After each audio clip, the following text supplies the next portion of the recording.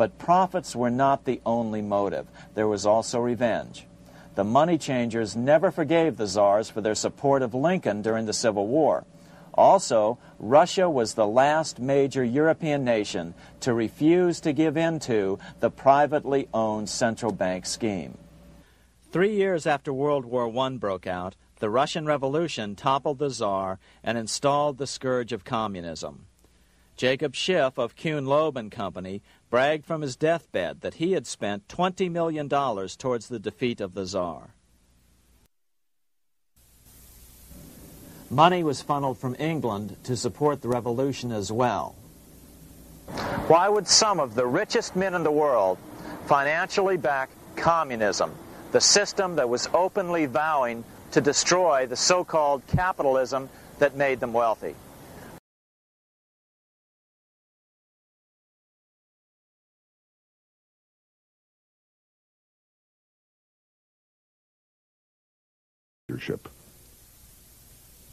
But what if these revolutionaries get out of control and try to seize power from the super-rich?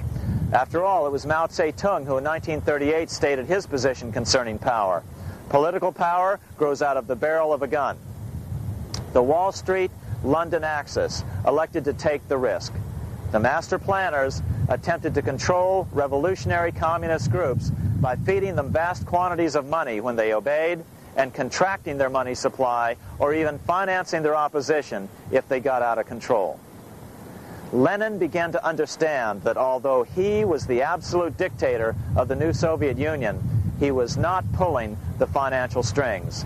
Someone else was silently in control. The state does not function as we desired. The car does not obey. A man is at the wheel and seems to lead it, but the car does not drive in the desired direction. It moves as another force wishes.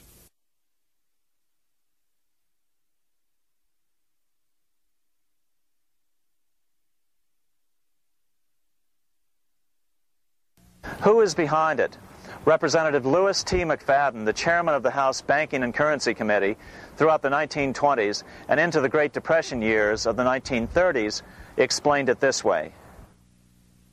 The course of Russian history has indeed been greatly affected by the operations of international bankers. The Soviet government has been given United States Treasury funds by the Federal Reserve Board, acting through the Chase Bank. England has drawn money from us through the Federal Reserve banks and has relent it at high rates of interest to the Soviet government. The Dnipro Dam was built with funds unlawfully taken from the United States Treasury by the corrupt and dishonest Federal Reserve Board and the Federal Reserve banks. In other words, the Fed and the Bank of England, at the behest of the international bankers who controlled them, were creating a monster, one which would fuel 7 decades of unprecedented communist revolution, warfare, and most importantly, debt.